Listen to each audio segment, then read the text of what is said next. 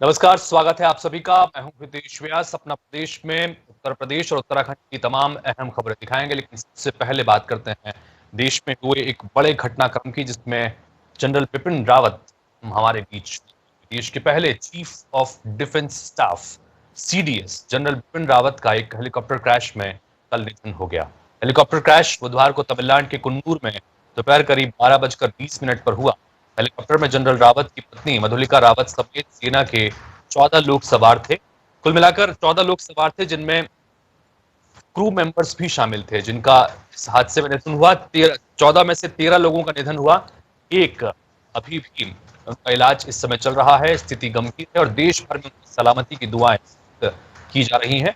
और इन सब के बीच हादसे के बाद घायलों को गंभीर स्थिति में वेलिंगटन के मिलिट्री अस्पताल में ले जाया गया था, लेकिन 14 में से 13 लोगों की जान चली गई। यह हादसा तमिलनाडु में कोयम्बटूर और सेलूर के बीच में हुआ है। जनरल रावत एक कार्यक्रम में शामिल होने के बाद वापस लौट रहे थे। हेलीपैड से करीब करीब 10 किलोमीटर की दूरी रह गई थी और वहीं पर घने जंगलों के बीच हेलीकॉप्टर क्रैश हुआ है। हादसे की वजह खराब मौसम बताई जा रही है, हालांकि जांच का विषय है। आज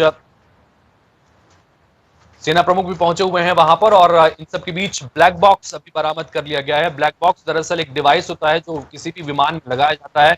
इसमें तमाम जानकारियां आखिरी वक्त तक की रहती हैं, जिसकी वजह से बातचीत का हिस्सा पता लग पाता है कि जब आखिर में हादसा हुआ तब तक क्या कुछ घटनाक्रम चल रहा था, क्या दिक्कतें आई, जिसकी वजह से ये क्रैश हुआ। चूंकि MI-17 वायुसेना के सबसे सुरक्षित हेलीकॉप्टर्स में से माना जाता है, और ऐसे में इसका क्षतिग्रस्त होना कई तरह के सवाल भी खड़े कर रहा है। वायुसेना ने कल ही इस पूरे मामले में इस हादसे की जांच के आदेश दिए हैं। जांच में क्या कुछ निकल के आता है देखना होगा। ब्लैक बॉक्स इस जांच में बड़ा महत्वपूर्ण भूमिका अदा करेगा।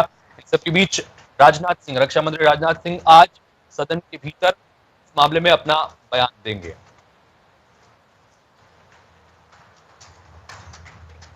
हेलीकॉप्टर क्रैश में सीडीएस विपिन रावत का निधन हो गया है। हेलीकॉप्टर में सीडीएस रावत की पत्नी मधुलिका रावत समेत कुल 14 लोग सवार थे। सीडीएस के निधन पर उत्तराखंड समेत पूरे देश में शोक व्याप्त है। चूंकि विपिन रावत उत्तराखंड के ही रहने वाले थे, उत्तराखंड में ही उनका जन्म हुआ था। विपिन रावत के आकस्मिक निधन पर प्रदेश में 3 दिन 9 दिसंबर से 12 दिसंबर तक का राजकीय शोक किया गया है। मुख्यमंत्री के साथ कांग्रेस के नेताओं ने दिवंगत आत्मा की शांति और संतप्त परिजनों को सहन करने की शक्ति प्रदान करने के लिए ईश्वर से प्रार्थना की।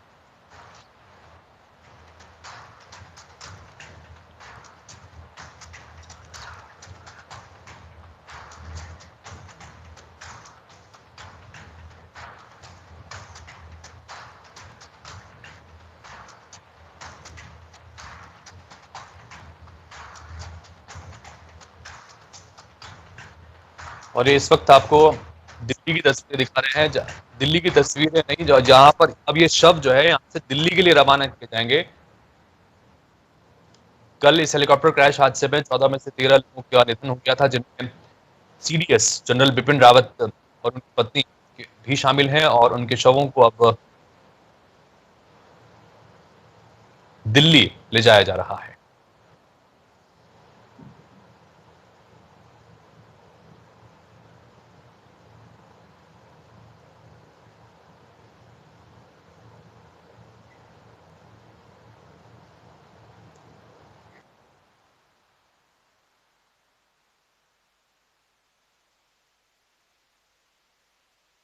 जनरल बिपिन रावत जी के जाने से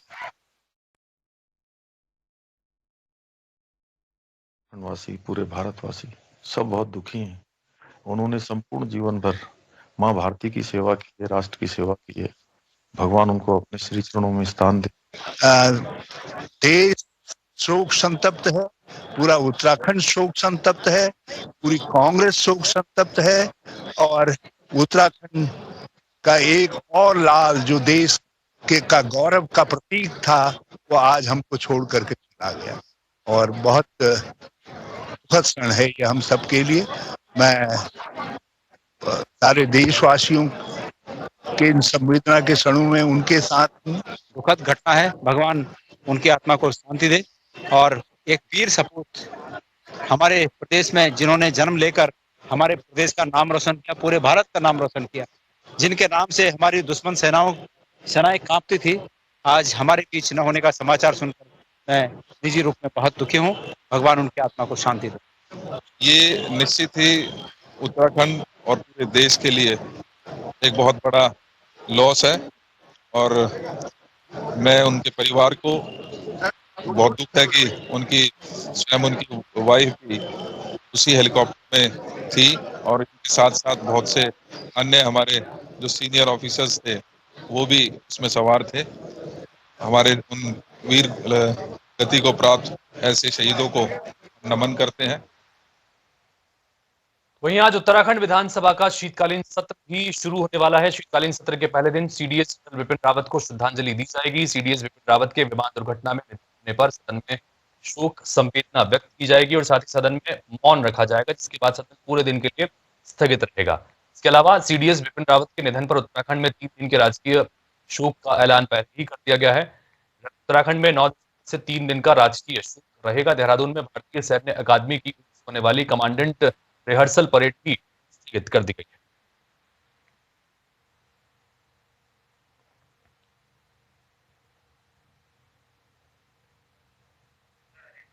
अजीत कांबोज हमारे सहयोगी इस वक्त जुड़ रहे हैं, सीधे देहरादून के पास चलते हैं। अजीत, चूंकि शीतकालीन सत्र की शुरुआत होनी थी, कई सारे महत्वपूर्ण मुद्दे थे जिस पर चर्चा होनी है, लेकिन पहला दिन आज सीडीएस चूंकि कल निधन हुआ है, उन्हें श्रद्धांजलि दी जाएगी, उसके बाद सत्र को स्थगित किया जाएगा, चूंकि इस तरह की परंपरा रहती है। उसके अलावा शीतकालीन सत्र और बाकी तमाम चीजें हैं, उसके संबंध में क्या कुछ आपके पास? बिल्कुल, ये एक बड़ा ही दुखद भरा क्षण है देश और प्रदेश के लिए। जिस तरह से कल एक बड़ी दुर्घटना हुई और उसके बाद जनरल जो विपिन रावत थे वो हो गए, शहीद हुए हैं और उसके बाद से ही देश भर में शोक की लहर है। उत्तराखंड प्रदेश की अगर बात की जाए तो क्योंकि जनरल विपिन रावत उत्तराखंड प्रदेश से थे तो यहाँ पर काफी दुख भरा माहौल है। प्रदेश में तमाम जो कार्यक्रम है उनको स्थगित किया गया है, चाहे संगठनों की तरफ से हो चाहे फिर सरकार की तरफ से हो। उत्तराखंड सरकार ने 3 दिन के राजकीय शोक की यहाँ पर घोषणा की है और आज से क्योंकि उत्तराखंड विधानसभा का शीतकालीन सत्र शुरू होना था तो सत्र को पूरी तरह से स्थगित करने का फैसला देर रात को विधानसभा अध्यक्ष की तरफ से लिया गया है।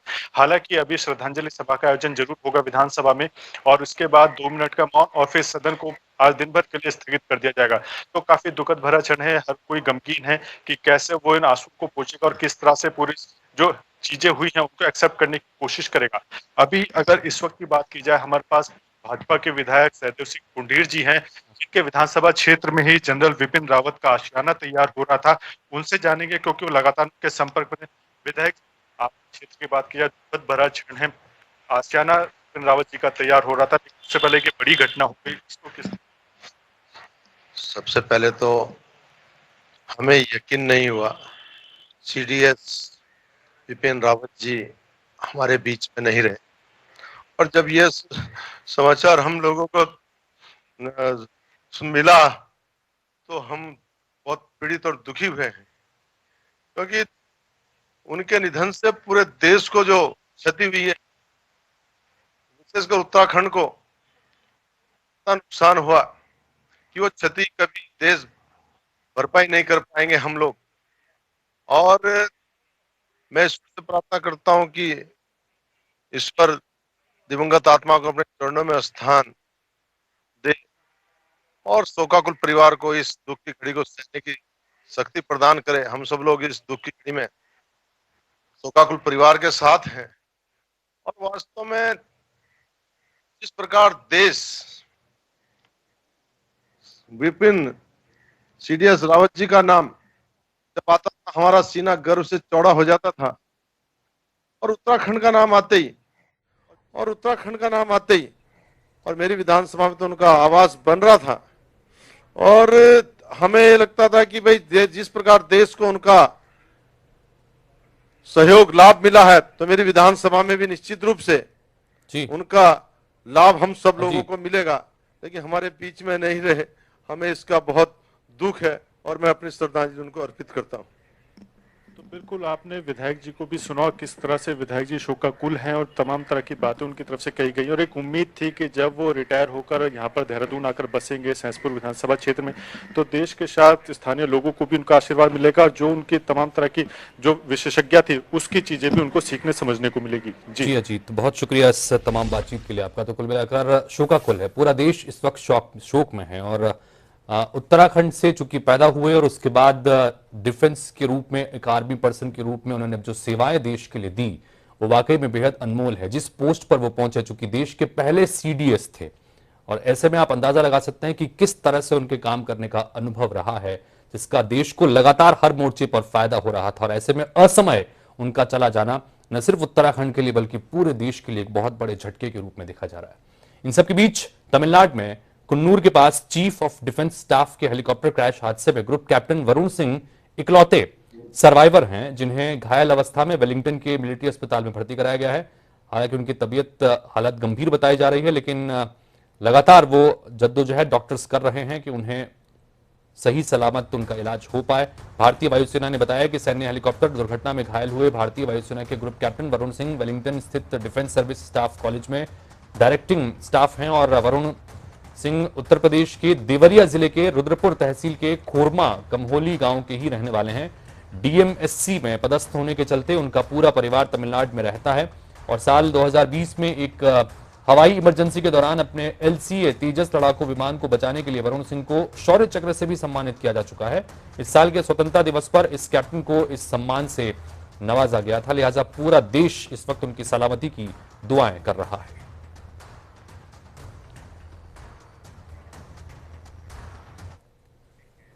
तो दूसरी तरफ पूरा देश सीडीएस बिपिन रावत के दुखद निधन के संदर्भ में उन्हें श्रद्धांजलि अर्पित कर रहा है। पूरा देश सदमे में है। इन सब के बीच आगरा के एक वीर सपूत का भी इस हादसे में निधन हुआ है।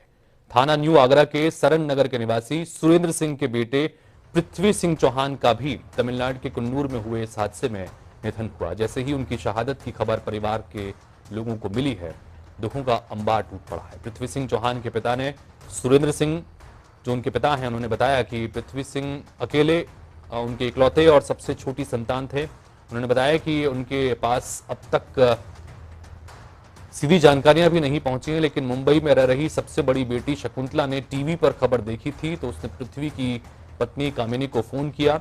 वहां से उन्हें बेटे के निधन की जानकारी मिली है।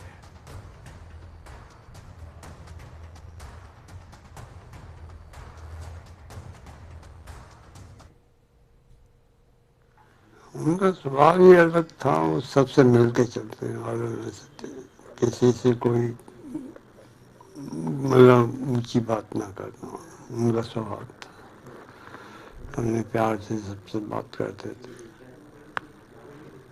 और सबका आदर सत्कार करते थे। घर में सब चाचाओं का आदर सत्कार किया उन्होंने। के बारे में जानकारी हमें किसी के माध्यम से नहीं मिली, बस टीवी के माध्यम से हमें पूरी जानकारी हुई।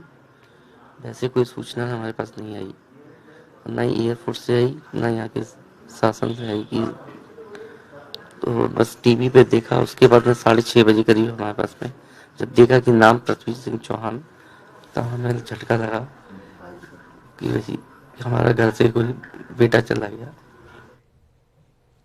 तो सीडीएस जनरल बिपिन रावत के निधन पर मुख्यमंत्री योगी आदित्यनाथ ने भी दुख जताया है। सीएम योगी ने ट्वीट करते हुए लिखा कि तमिलनाडु के कुन्नूर में दुर्भाग्यपूर्ण हादसे में सीडीएस जनरल बिपिन रावत जी, उनकी धर्मपत्नी का निधन अत्यंत दुखद है। एक उत्कृष्ट सैन्य अधिकारी के रूप में रावत जी सदैव याद किए जाएंगे। उनका असामयिक निधन राष्ट्र की अपूरणीय क्षति है।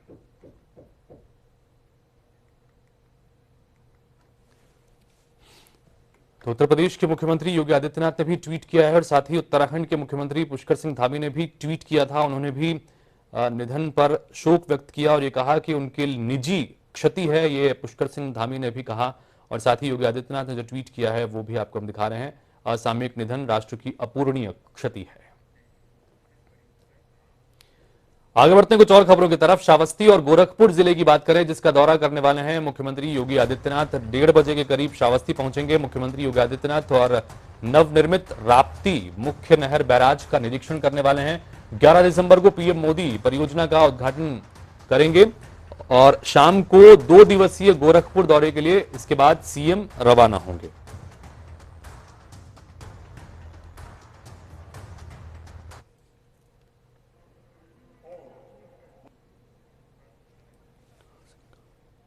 गोरखपुर से हमारे सहयोगी सुभाष गुप्ता सीधे जुड़ रहे हैं, उनके पास चलते हैं। सुभाष, एक बार फिर से पहुंचे हुए हैं मुख्यमंत्री योगी आदित्यनाथ और 11 तारीख को पीएम की एक महत्वपूर्ण रैली है, उसकी तैयारियां भी कर रहे हैं। नवनिर्मित राप्ती मुख्य नहर बैराज का निरीक्षण भी करने वाले हैं। क्या कुछ खास रहने वाला है कार्यक्रम आज का?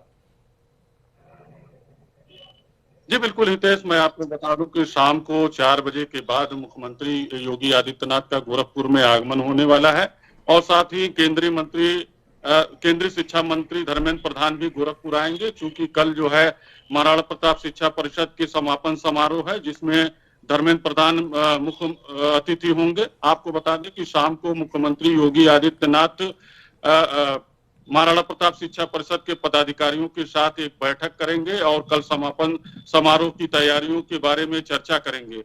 आपको बता दें कि मकर संक्रांति अगले महीने है, जिसको लेकर गोरखनाथ मंदिर में खिचड़ी का मेला लगता है, जो महीने भर चलता है, जिसको लेकर अधिकारियों के साथ आज शाम को मुख्यमंत्री योगी आदित्यनाथ एक बैठक भी करेंगे और उसकी समीक्षा बैठक करेंगे और तैयारियों के बारे में जानकारी हासिल करेंगे। कल सुबह मुख्यमंत्री योगी आदित्यनाथ गोरखनाथ मंदिर में ही जनता दर्शन कार्यक्रम में उपस्थित होंगे और जनता की यानी कि फरियादियों की समस्याओं से अवगत होंगे। उसके बाद महाराणा प्रताप शिक्षा परिषद के संस्थापक सप्ताह समारोह कार्यक्रम में मुख्य अतिथि धर्मेंद्र प्रधान व मुख्यमंत्री योगी आदित्यनाथ वहां पहुंचेंगे और कार्यक्रम के समापन समारोह की अध्यक्षता मुख्यमंत्री योगी आदित्यनाथ करने वाले हैं। जी सुभाष, बहुत शुक्रिया इस तमाम जानकारी के लिए आपका। तो गोरखपुर पहुंचने वाले हैं मुख्यमंत्री योगी आदित्यनाथ और तमाम कई अलग अलग कार्यक्रमों में वो वहां पर शिरकत करेंगे। इन सबके बीच यूपी में चुनाव के बिसात पूरी तरह से बिछती नजर आ रही है। इसी क्रम में सभी राजनीतिक दल रैली और जनसभा कर रहे हैं। बहराइच जिले में आज सपा और सुबह सपा ने महापंचायत का आयोजन किया है। यह महापंचायत जिले के बल्हा विधानसभा में आयोजित की जाएगी। महापंचायत के मुख्य अतिथि सुहेल देव भारतीय समाज पार्टी यानी सुबह सपा के राष्ट्रीय अध्यक्ष ओम प्रकाश राजभर रहेंगे।